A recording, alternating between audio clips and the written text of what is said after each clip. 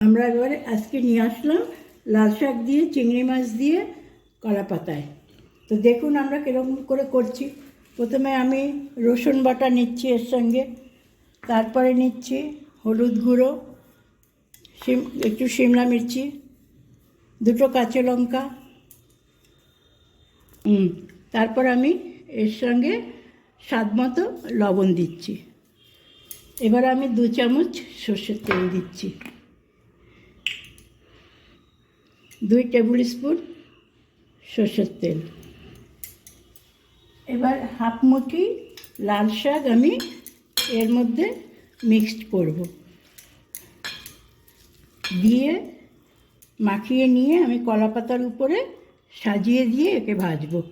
অল্প একটু কচি কচি দেখে লাল শাক নেবেন, নিয়ে এর সঙ্গে মিক্সড করবেন চিংড়ি মাছের সঙ্গে। এইগুলো ফুল চিংড়ি নিয়েছি, আপনারা বড় বড় চিংড়ি দিয়েও করতে পারেন, কিন্তু আমি এই ফুল চিংড়ি দিয়েছি, এতে খুব স্বাদ হয়, একসঙ্গে মিশে যায় শাকের সাথে, তো খুব ভালো খেতে হয়।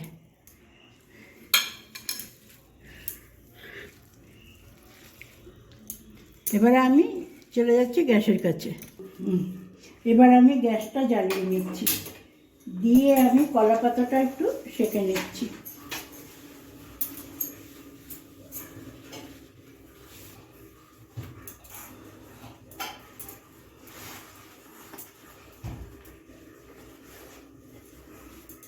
এবারে আমি একটা তাওয়া বসিয়ে দিচ্ছি, পাতাটা দিয়ে আমি একটু সরষের তেল মাখিয়ে দিচ্ছি।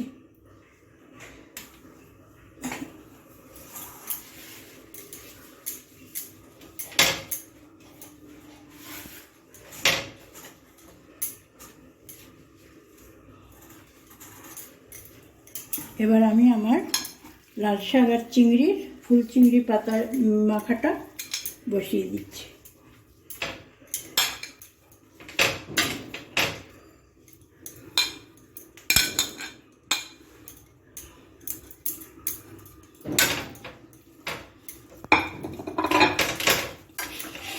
এবার ঢাকা দিয়ে 5 মিনিটের জন্য রেখে দেবো, 5 মিনিট পরে ফিরে আসবো।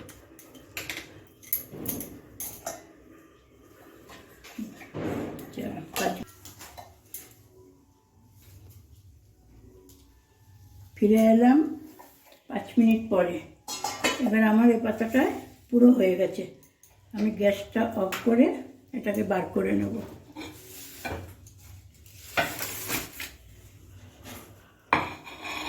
এবার আমি তাওয়াটা সরিয়ে আর একটা পাতা ছেঁকে নেব।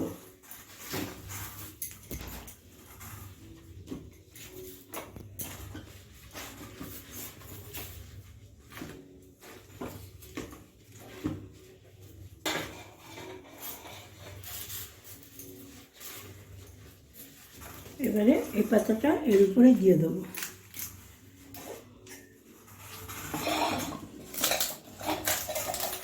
এবারে আমি উল্টে নিলাম। আমার কাছে পাতা নেই, তাই 2-3টে পাতা দিয়ে আমি করছি, আপনারা বড় পাতা নিয়ে নেবেন, খুব ভালো হবে। এবার আমি দিয়ে দিলাম তাওয়ার উপরে,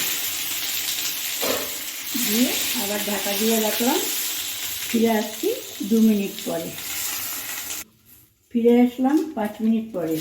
এবার আমরা ঢাকনা তুলে পাতাটা তুলে দেখে দিচ্ছি, হ্যাঁ আমার হয়ে গেছে। এবার আমি গ্যাসটা বন্ধ করে দিলাম, নামিয়ে নিলাম।